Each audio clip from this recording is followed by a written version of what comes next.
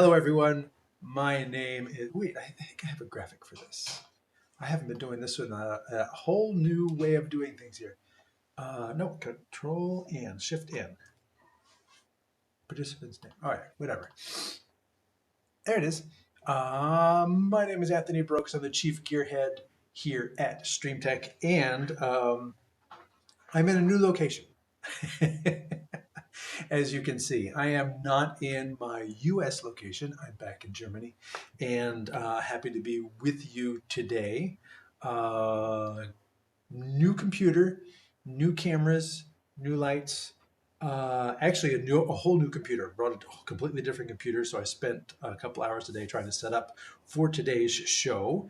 And I have one, two, three, four, five, six, 7 cameras for today's show because today I will be talking a little bit about the Mevo Studio 4.0. They changed the name to Mevo Studio, and it is basically the only Android-based multi-camera live production application out there that I'm aware of. If you know one, put it in the comments.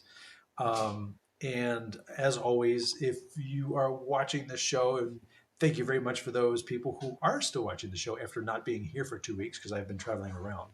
Let me know where you're watching from. We have Andreas watching from Greece. Good to see you there. Thank you very much for being there. For both of us, it is 6 in the evening. For the regular audience, it is 11 o'clock in the morning in Texas. And Mike Sabatini says hello from LaSalle, Illinois. So hopefully you're starting to get a little bit of spring weather up there as well. And the topic of today's show, let me know if the audio is good as well, because I have a whole new audio setup that I brought with me.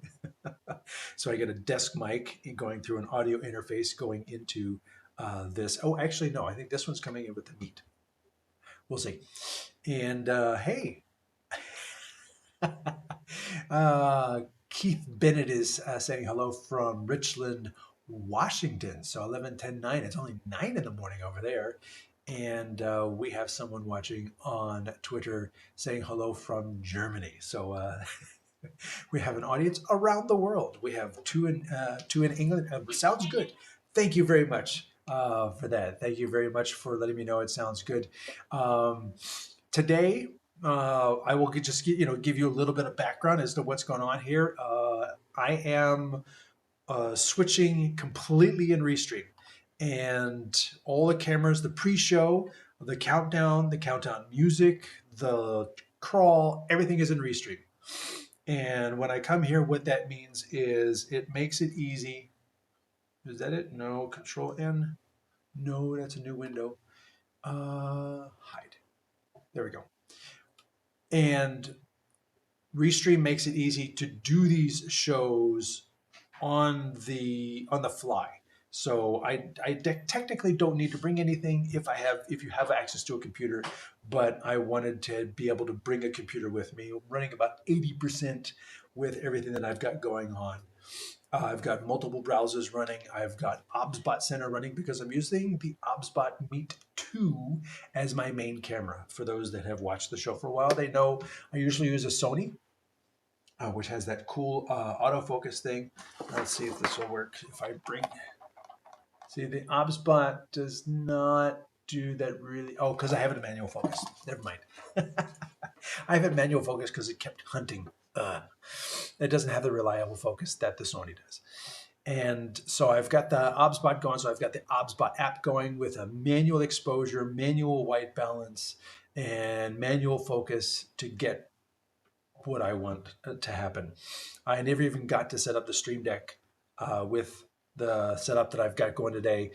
But thank you very much for letting me know that the audio is good, because the audio is going through the OBSBot, and I'm using a little bit of noise reduction, because if you watch the Meet 2 live show, I went through the different noise reduction settings, and there's 4 different noise reduction settings. The Tiny 3 I do need to check out the Tiny 3. And actually, I just released this week the Tiny 3. So check that out. If you haven't seen, if you want to see my look at the Tiny 3, go to, wait, I have a page for this. And go to the StreamTek YouTube page. And then if you just click on videos, you'll see OBSBot right here. The Tiny 3. I call it the Tiny Titan. So check that out over there. And you could see there's the YOLO Cam one down there. And then the live shows, I haven't gotten around to editing it yet, but I did a series on the Meet 2 down here. And I did that show here in Germany. So that's that fancy background there.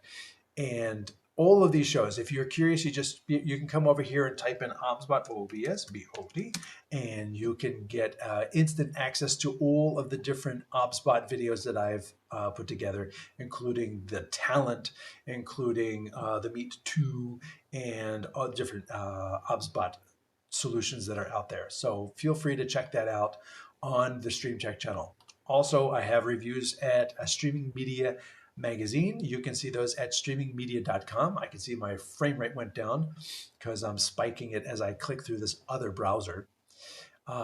If you're in the Frisco area, I have a stand-up studio called Frisco Studios in Frisco, which is where I normally produce the shows from. That's that right there.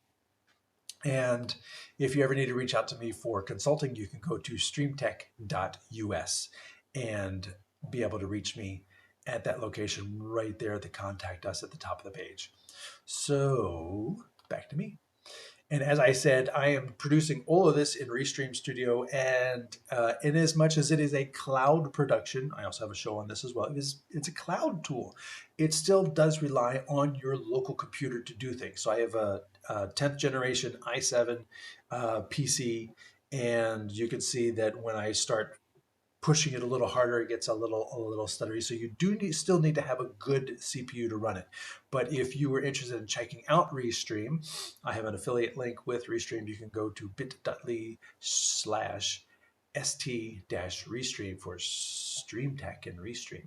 Or you could just use your phone and point it at the QR code right there, and that will get you started with Restream. There is a free account that you can sign up for and get started with it, poke around a little bit. The studio will be watermarked, but you can still check it out. And you can bring in 3 cameras to your cloud studio. You can share the screen like I did. You can do pre-show countdowns with a music attached to it. It'll automatically transition to the live show.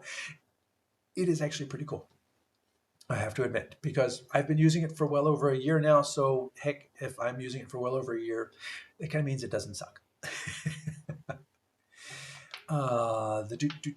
Zixie Digital Media says, hello from Louisiana. Hello to you as well.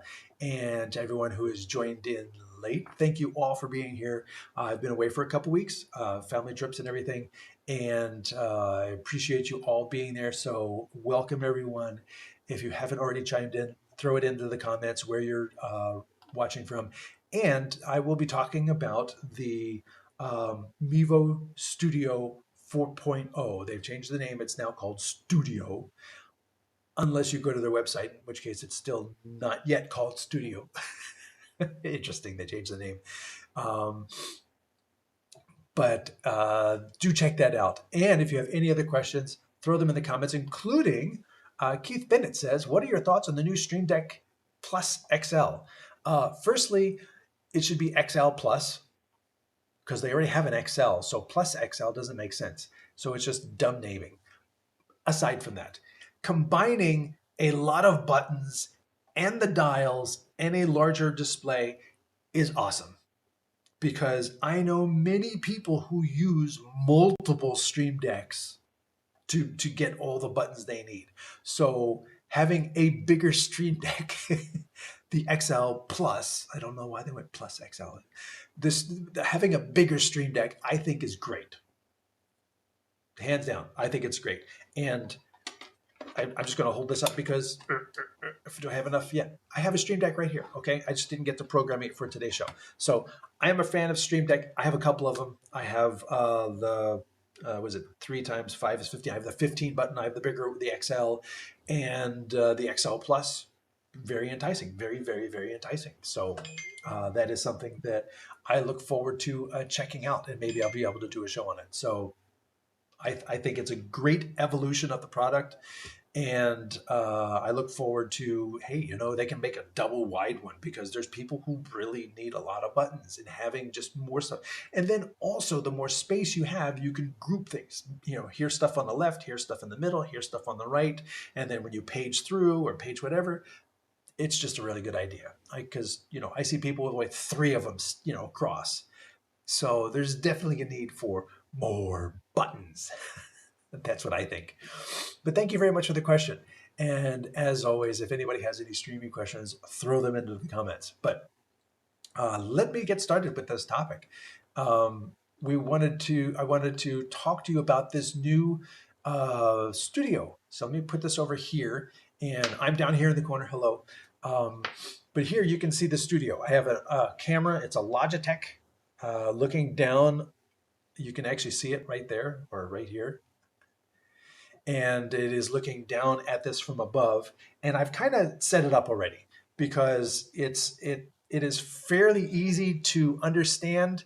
You got your audio is all over here, and you can scroll back and forth between all your different audio sources. This is showing you your program. I like the fact it's showing you your CPU usage and your settings up here. Oddly enough, you can't tap on the setting and change it, which is odd. You got your program meters right at the top, which I will say is something that I have begged Restream to do. I want on-screen meters because I'm an on-screen meter, program meter kind of guy. It's one of the things. They do listen. Restream does listen, and the countdown, which used to just be stuck in the center, now you can position anywhere you want. You make it any size you want, any color you want. And so today was my first show with the updated countdown, and it's working exactly how I wanted it.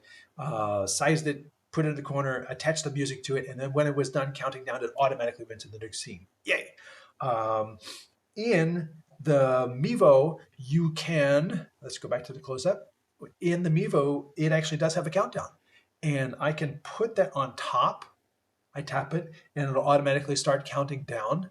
And you can go into this, once I've built it, you can click on here and say countdown controls. It doesn't really give you many controls. You can see at the bottom here, let me scoot this up. I can pause it, I can reset it, or I can add a minute. It's not a whole lot of controls per se. And then I can take it off the overlay. And let me put my phone on mute. I actually literally just flew in today, so I'm still in fly-in mode, and I did not sleep on the plane. So I have been up since yesterday morning, Dallas time, and now I'm in Germany, and it is 6 p.m.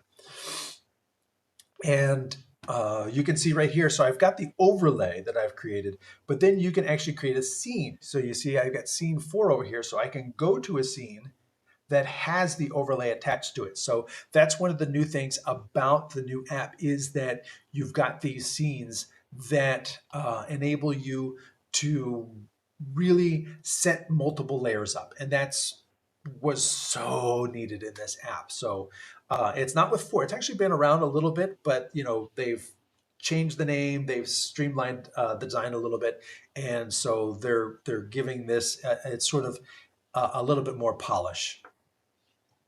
Question comes in. I know you've been using Switcher Studio in the past. Are you on the beta testing program for the computer version? No, and I'm just going to be frank for a moment because I have been a Switcher Studio user since late 2016, 2017, when it was $19 a month, and I used it for many years. I have written many articles about Switcher Studio and Teradek Live Air and other iOS-based switching tools. I was a huge fan of it. I've produced multiple shows with it regularly. When COVID hit, it didn't have a cloud solution, and they eventually built one. And so I stopped using it, and then I let my grandfathered price go. And now it's a lot more expensive. Moreover, they've changed the design of it. So now when you buy into Switcher Studio, you're buying into this cloud solution that also has the switcher. And it's not so much just the studio product anymore. It's this whole ecosystem. And then once you sign up, supposedly, you can then retrograde back to just subscribing to the studio. I do not like that methodology to make you sign up for everything and then downgrade. I would rather they be upfront with the fact that here's the studio price, here's the everything price. I That bothers me. Also, there was an issue between them them and me, and I have been banned from the user group. And so I literally can't even see the user group. Nobody contacted me. Nobody notified me about whatever happened. Um, I just one day I wanted to make a comment. I saw something was cool, and I tried to post something in the user group, and I couldn't find it. It was nowhere. And I not emailed, I messaged a bunch of people. And eventually one of them said, I did something they didn't like, so therefore I have been exiled from Switcher. They do not communicate with me. I would love to do a show on it. I would love to be back in the group as I started this. I said I love the application. It is the best multi-camera live switching, most polished final product for your viewers out there. And I love the app. I do not like the way they've designed the business. I do not like the way they communicate with people that they're bothered by. They don't say, hey, this bothered us. Let's talk about it. No, they just banned me. So that is where I stand on it. No, I have, I have not been invited to the beta testing program.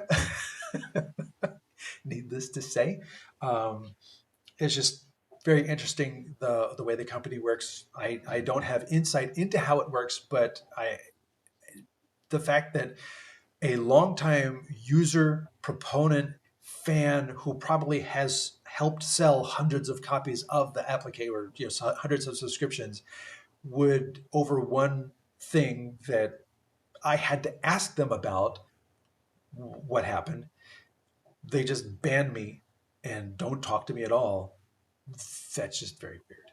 So that's where we stand. If they want to reach out and say, hey, listen, love to have you back, love to have you promoting the software again, I'm open to it, but that hasn't happened. So no, at this point, I don't see myself ever being invited back or using Switcher Studio as much as I liked it. So that's why we're talking about the Mevo Studio today. Keith Bennett, thank you very much. I appreciate the super chat. Thank you very much. And as always, you can help support the channel, like, subscribe. If you find something you like on the channel, share it to your social media. And hey, you can always throw in a super chat because those actually do come to me. So I appreciate that very much. Thank you very much. Getting back to the Mevo Studio, let's come back down here. And you can see, let's go back to the full screen thing. It looks like this. Yeah, let's do that. So over here, you can see I've got the countdown is still going. And that is this camera up here. Interestingly enough, I can do the front camera, which is the camera that's in the front of my tablet. This is a new Samsung tablet as of 2025. So it's pretty new, USB-C. It's not the most powerful tablet. It's not a pro tablet, but it is a pretty good tablet. So it's not several years old. So any delay or lag that you see when I try to do things, that's going to be on the app. That's not going to be because it's an old tablet. This is brand new, and I actually don't have much installed on here at all. The back camera, if I click to the back camera, it doesn't seem to want to be able to do front camera and back camera at the same time. So if I lift this up and, so that the back camera is over here, should be showing my hand, but it doesn't show the back camera. It seems to only want to show one camera at a time. Also, there's an iOS app called Top Director. Top Director and also Bird Dog Studio are NDI-based apps. And over USB-C, they will accept 4 UVC cameras over USB. And for this test today, actually, let me make this full screen. What I have over here is, let me zoom out a little bit. I do have it zoomed in. Zoom out a little bit. Come on, keep going. There we go. So I have it plugged into power, but we talked about that Tiny 3. Look at that. Look at that. Making a guest appearance in today's show is the OBSBot Tiny 3. Yay! And coming back over here, I have this long cable, this long USB-C cable, which is all twisted in all my other USB-Cs. And I'm going to plug this in. I'm going to plug the camera in, and it's going to boot up. So this is a UVC camera plugged now into the Android tablet.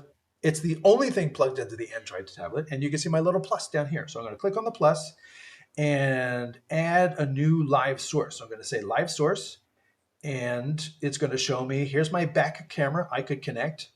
I kind of thought I was connected because it was listed in the things. I've got a Mevo. Hello, Mevo. I've got a Mevo that actually shows up twice, both through the Mevo Direct software connection and also via NDI, because I use this as an NDI camera with other things that don't talk Mevo. So it actually shows up twice. But what you don't see here is you don't see my little USB camera, which is very disappointing, considering that UVC. Now, I will be honest, I don't know specifically if this is a Samsung tablet issue or a UVC into the app on Android issue. But I do know that UVC cameras do work over USB into at least iOS devices. And being that this is the only Android device or Android solution out there, there's really not much competition. And you know, this plug right here, I would have hoped would just pop up like another camera over here and say, there's my UVC camera, and then I can pan, tilt, and zoom, because that's what the little Tiny 3, wants to do, but apparently not. So that is a disappointing realization. But again, given that the app is new and this tablet is new and the Tiny 3 just came out, I cannot 100% equivocally say that it is because of the Mevo Studio app that's doing this versus the Android tablet or the camera. So I'm just saying at this point, it does not seem to work, and I don't have another one to test it with. I only have the one webcam, the Logitech, which is looking at the tablet. Brad Hale says, updated to 4.0 this morning, only had graphics in studio and could not get cameras to show. Interesting, because I haven't had trouble getting cameras to show. What I have had troubles, and I've been trying to use the Mevo Studio app for a couple years now, and it's been rough around the edges for a long time. And I really wish Mevo/Logitech would put more resources into this, because they could own this market. There's a lot of Android tablets out there, and there's like 5 different apps on iOS, with one that's really, far ahead of the others. But there's 5 apps out for iOS, and there's 1 app that I know of for Android. And if you own the market like that, just run with it, But like, why haven't they come out with a Mevo Pro, 4K optical zoom? Kind of like the AV Cans. Oh, my camera's backwards. The AV Cans camera, which is going to be part of today's show. AV Cans, 4K, optical zoom, big battery, and I haven't used my Logitech or my AV Cans for a couple months, and I brought them over. The AV Cans still had power. The Mevo Start was dead as a doornail. So the Mevo Start have always self-depleted the battery regularly. Balls Bromo says, funny how Switcher dropped Studio from the name and then Mevo picked it up. Smart. Actually, I really think if you do have a studio application, call it studio. Don't just call it switcher.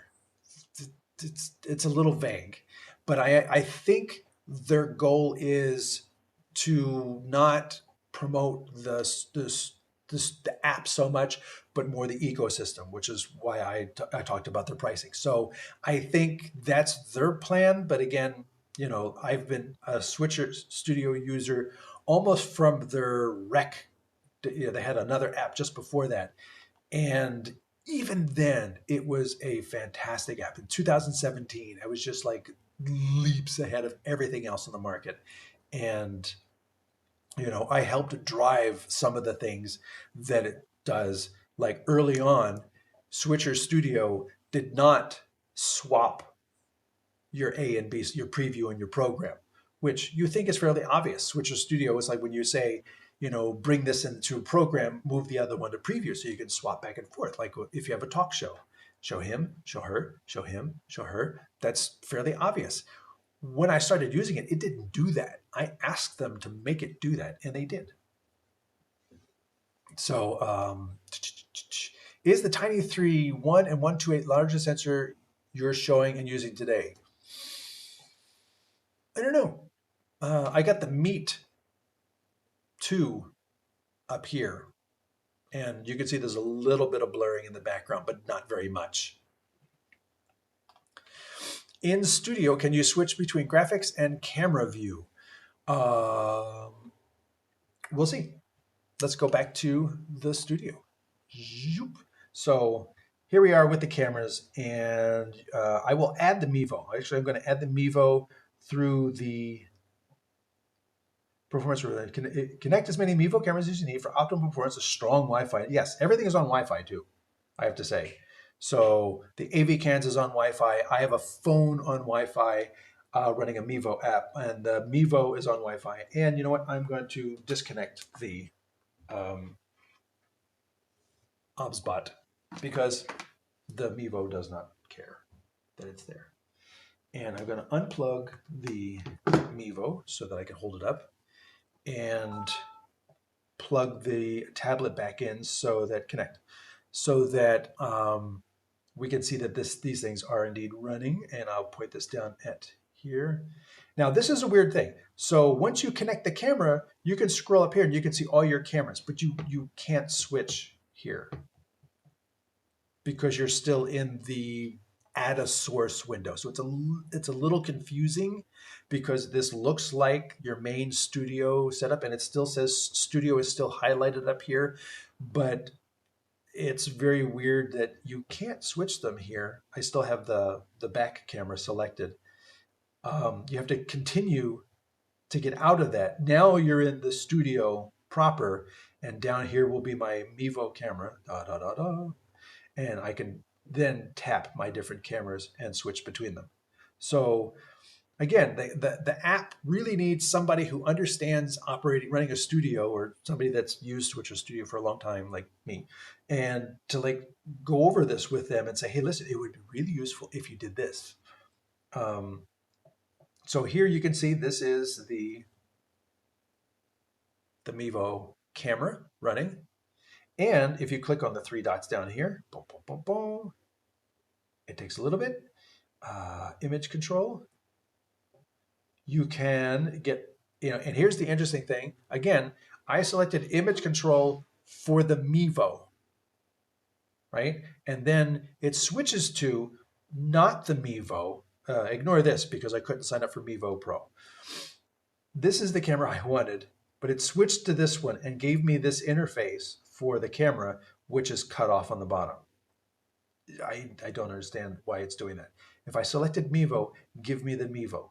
So it's loading the preview, and you can see down here at the bottom, I've got all of the controls that I would have in the normal Mevo camera app.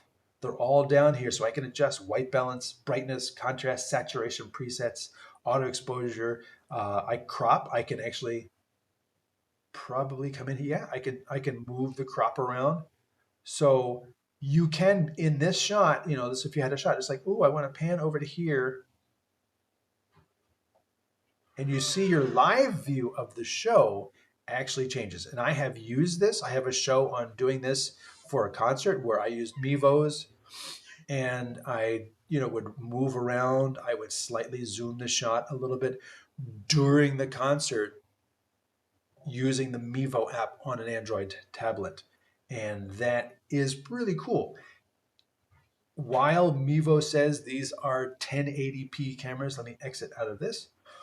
While Mevo says these are 1080p cameras, I would kind of argue that, because you can zoom in at 2x on these cameras, and they really still kind of hold their own in HD. It's not like if you zoom in 2x on a 1080p, now it looks really crappy. No, it still looks good from this camera. So I think the sensor is 4K, even though they won't admit it, but it only delivers HD, as opposed to the AV cans, which will actually deliver 4K, and it has an optical zoom. So, it's like this is a 5-year-old camera now, a 6-year-old camera, and I kept waiting for the Mevo Start Pro. And this thing, if you watch the video that I've done on the AV cans, this thing is basically almost exactly what I wanted the Mevo Start Pro to be. Optical zoom, bigger battery, better Wi-Fi, optical zoom, 4K. Two things it doesn't have that I wish it did. I wish it had threads on the front, so you can screw on a wide angle or a 2x on the front, which are readily available, and a cold shoe on top. So you can put a directional microphone on top and then plug it into the microphone input that's on the back. But be that as it may, AV cans didn't get everything right. So here we have my cameras. You can see my audio. My audio output is high, probably because I have multiple audios coming in. So I can turn off that input. There's my iPhone across the room. I can turn off the microphone. The AV cans, I'll leave the AV cans on. I'll turn that one up a little bit. As you can see, there's not a whole lot you can do here with this. You can't, you can turn it off, on and off. There's not like any processing. There's no EQ. There's none of that. But in terms of audio mixing multiple sources, you can mix multiple sources. You can determine which one you want to listen to. Switcher Studio, for years, and again, I haven't used it in a couple of years, Switcher Studio would basically take whatever audio input came into the iPad.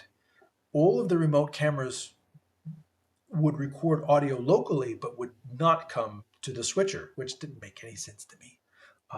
So this thing right here already has a little bit of a leg up in that you can have all of these sources, or you can have you can have a phone or a camera all the way back, looking, wide shot of the stage, but then it's right next to the person, the front of house doing audio mixing, and they can plug into the camera. You get a direct board feed coming into your switcher, and that way you get nice clean audio, and you just turn that one on. If I go over to my iPhone, this is my iPhone, and it says I have to subscribe to Mevo Pro. I'll get to that in a second. I'm going to click on the iPhone with the 3 dots, and I go to the image control. Again, it goes to the wrong thing, so I have to go click on iPhone. This camera does not support PTZ controls, which is wrong.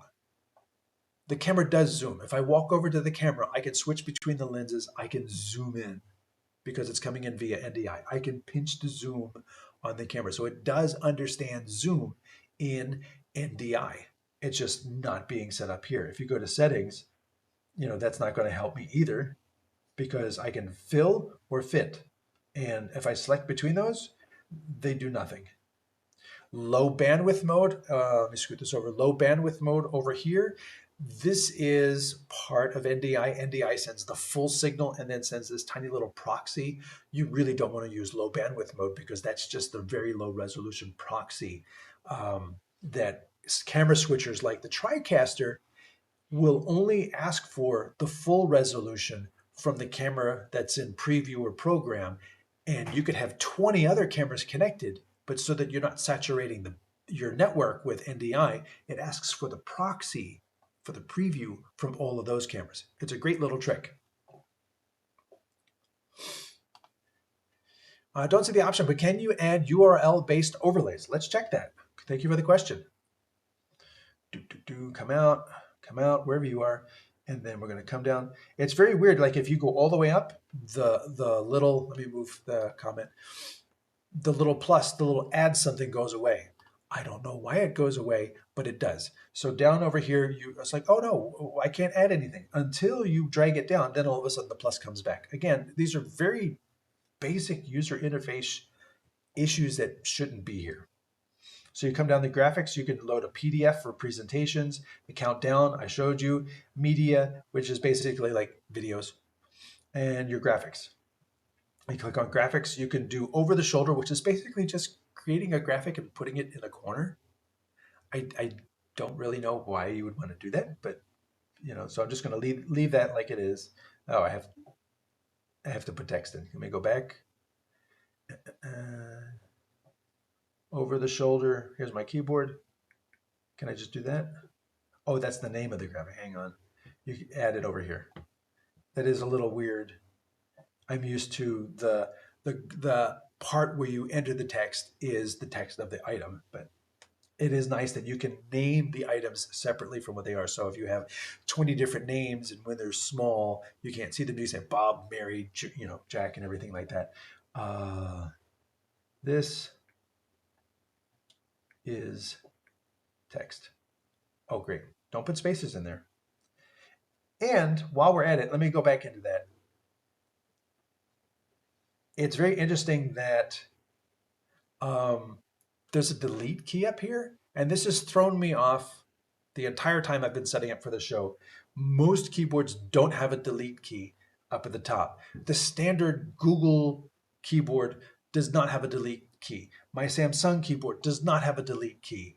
I keep hitting the delete key, like, oh, I want to delete, and I keep hitting the delete key, and it's not going away, and I don't know why, because the top rightmost button is usually to delete the text, but no, delete is delete forward, not delete back. You have to come down here to this one, and then you can delete. This is text. Done. Down. Done. There we go. Say next. You can put it up there. You can put it over there. You can put it on the bottom. Like, this is something I don't see a lot of people using. There it is. Now I've got this thing with a white text box right there. One really cool feature that I do like is you can drag this interface dynamically. Make your program window bigger and make your previews smaller to that point, and then they'll jump out to be single previews. But I really like that. I kind of wish you could have smaller previews and have 3 across, but it doesn't allow for that. But this dynamic sliding of the usable space is really slick. I have to give credit where credit is due. This is slick.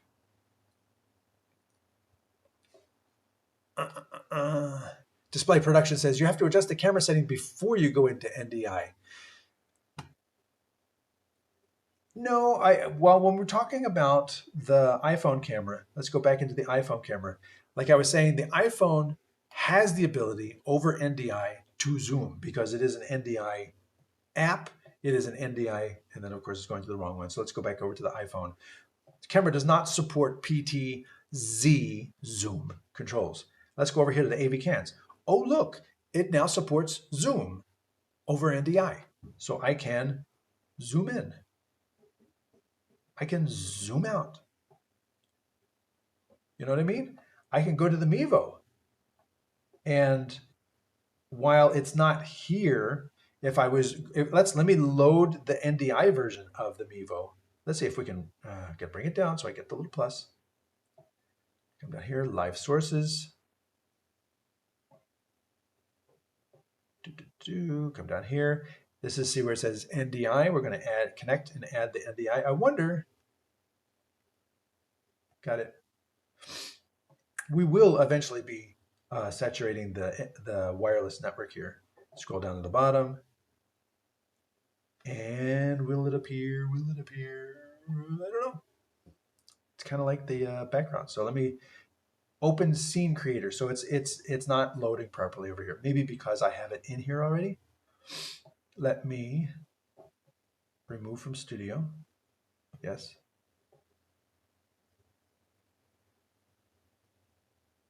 Let me remove this from studio. Yes. And then we'll try, well, again, I can't add. I have to move this to get the add. Just weird audio, weird things that should not be there at this point. The app has been around for so long, they should not be here. Looking for camera. How can you be looking for camera? It's right here. Look, it's available here. Let me try this. Let me disconnect this. Yes. And can I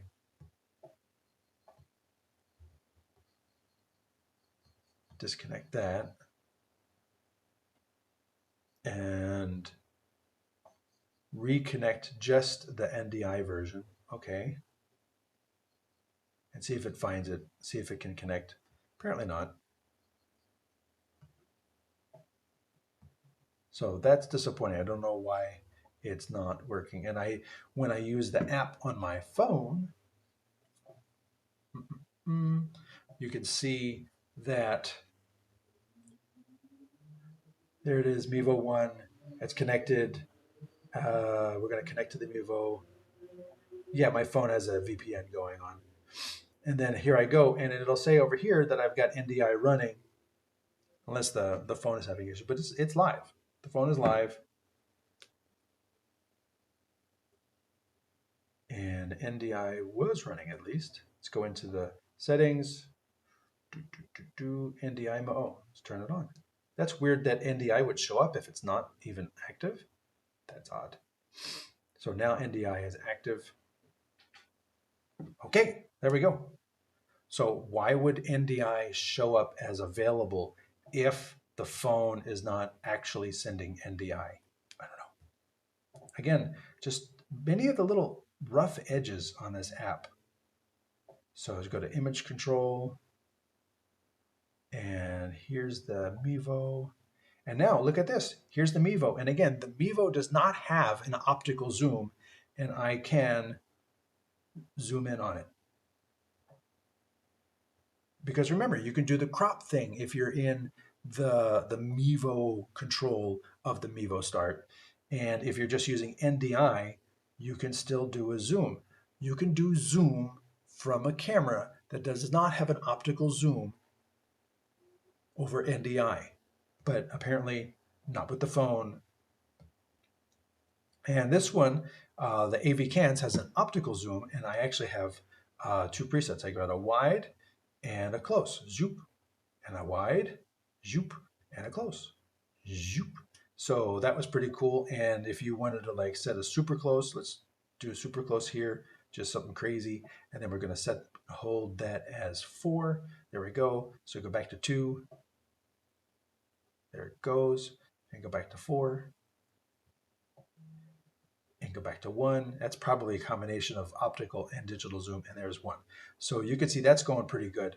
But the iPhone, no.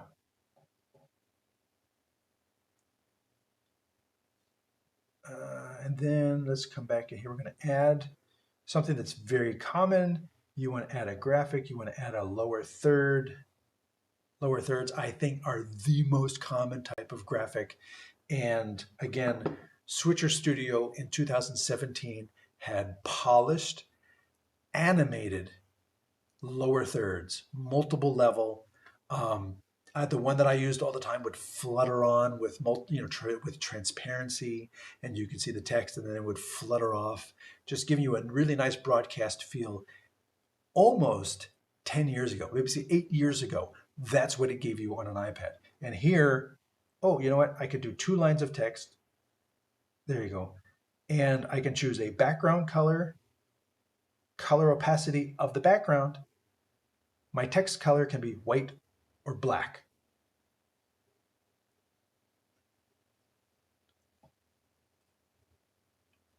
This is just, it's sad.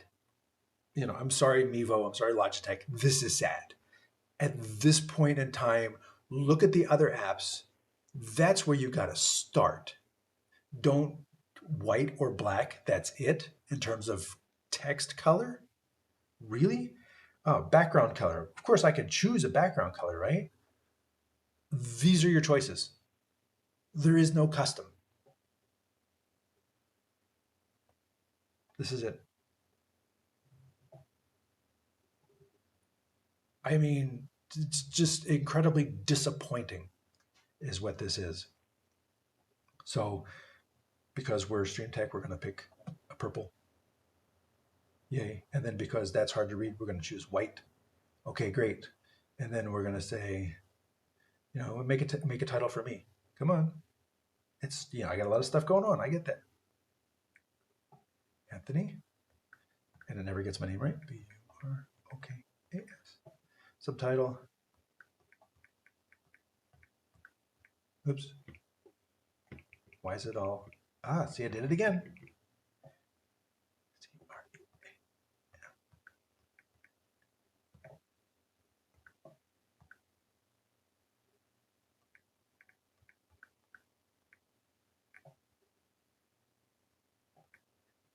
Done. There we go. So white text on purple, great. We say next. And where can we position it? Oh, left or right, top or bottom. That's it. Not even free positioning. Honestly, there is one other fantastic app for multi-camera live production on Android, and it's made by YOLO Live. Now, it is bespoke to the YOLO Live tablets, which are Android tablets, but free positioning, multiple colors, put in your own hex codes. There's 30 different, not 30, but there's like 15 different built-in titles and sports scoreboards and all different kinds of things in there.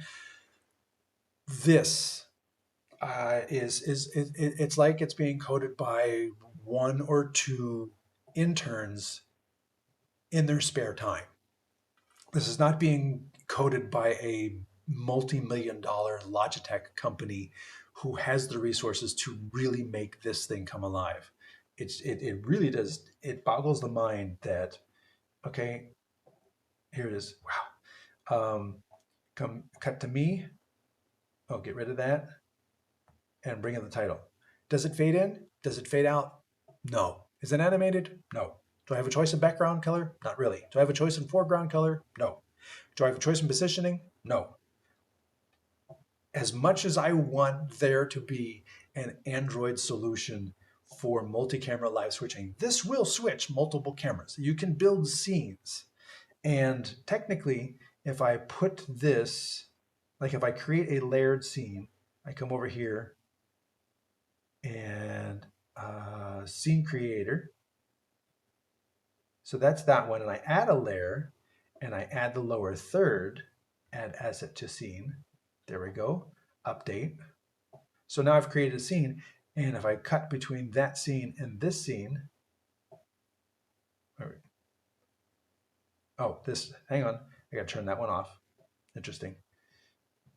It cuts, and you can go into the settings and tell it to dissolve. So you go into your settings, transition type, crossfade, go back to studio. Like you're never going to do this during a live show. And then I'm switching over here, and then I can wait for it. I don't know. Maybe I made it crash. There we go. Again, this is not a pro tablet. This is not the most kick-butt tablet on Android, but this is a new Samsung tablet from late 2025. I think it's an A series tablet. And it is having this much trouble. Oh, that was a nice fade. There we go. And it is fading both the image and the title. So it can be done. I can fade the title. Why is it I can't just like have a shot like this and fade the title on?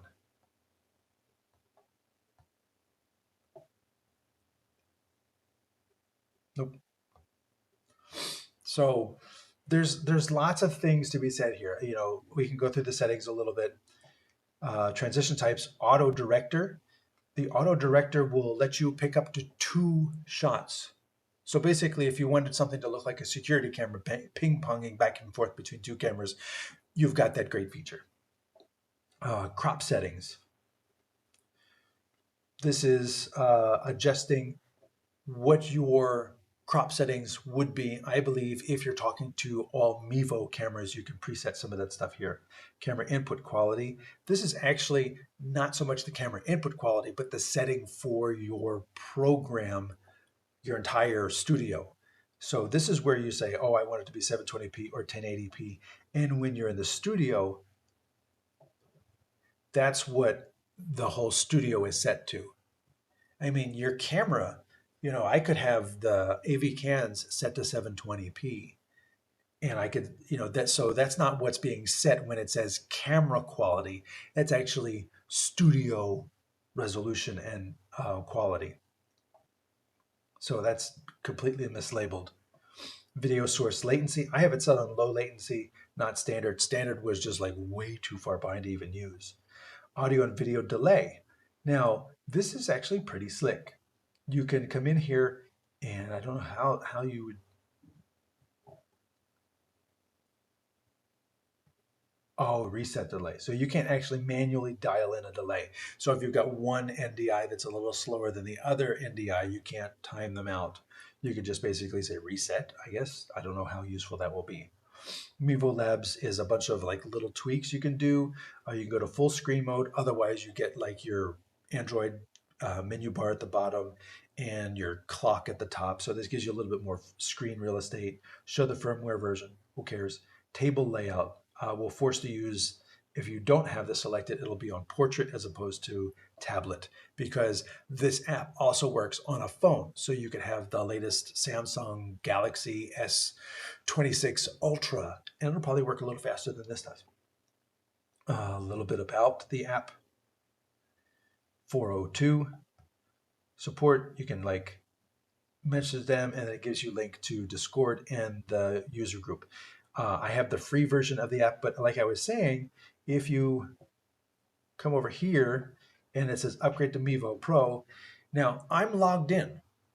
I created a Streamlabs account. I logged in.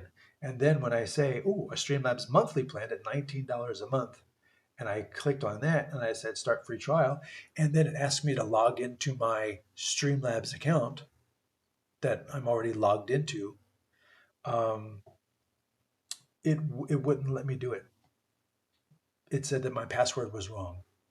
So there's still, I don't know how Streamlabs is involved with the Mevo app, because Streamlabs is something that existed before the Mevo Studio ever came out.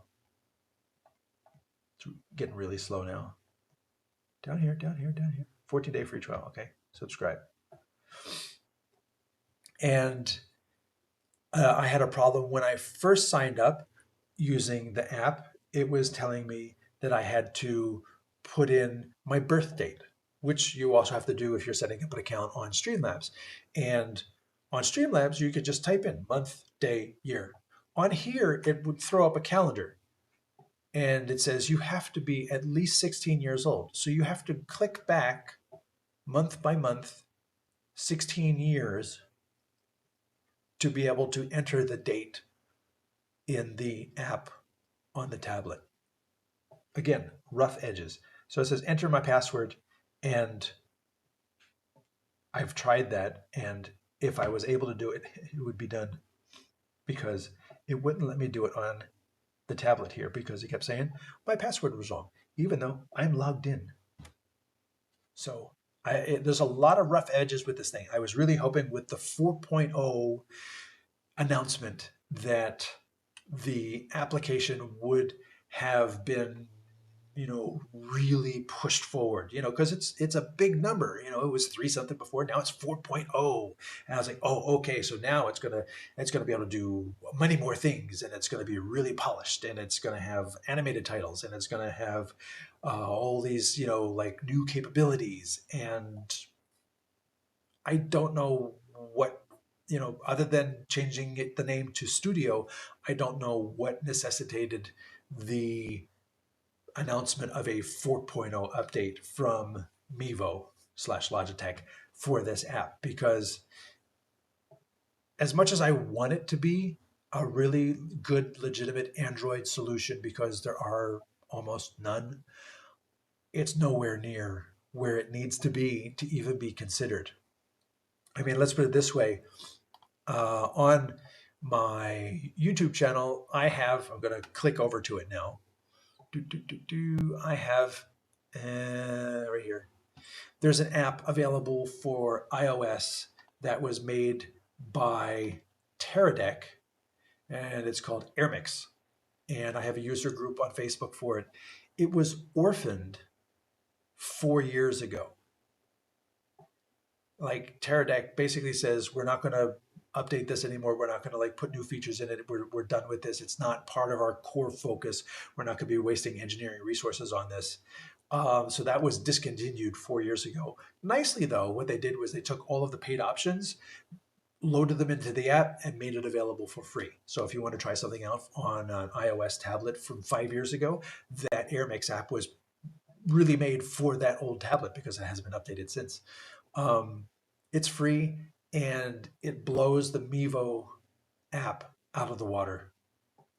Titles are still kind of cheeky, but audio controls, color correction, replay, scene building, fading on certain things as opposed, fading on titles while cutting video. That is something really you'd really expect to see, but is not available in this app, but is available in the AirMix app, which, again, that's all Mevo would have to do, is to look to what's already out there as the bar.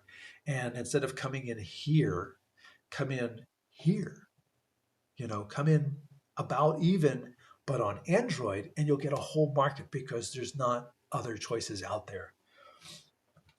So that's my look at the Mevo Studio app. It kind of opens the door to other companies that want to jump into this market and make this available for Android, because there are hundreds of thousands of Android tablet users out there, and the opportunity is there to have something that can drive revenue if it provides the right value. That's what I feel.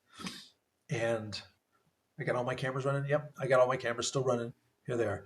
And I hope this has been useful to you in terms of understanding where the Mevo Studio 4.0 is today, but also knowing its limitations and where they can make the best improvement in the future. And I hope they do invest in it, because, as I said, there's opportunity there for them to make this into something great in a market where there's really no other competition. And that's a great place to be the only solution for people who want to do this. If you have any other questions about the Mevo Start, the Mevo Studio, the AV cans, the ObsBot, throw them into the comments. I appreciate doing these shows for all of you.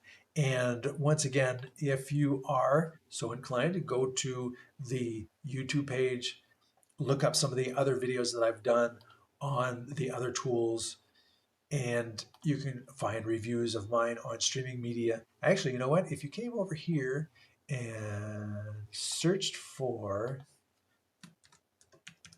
Switcher Studio,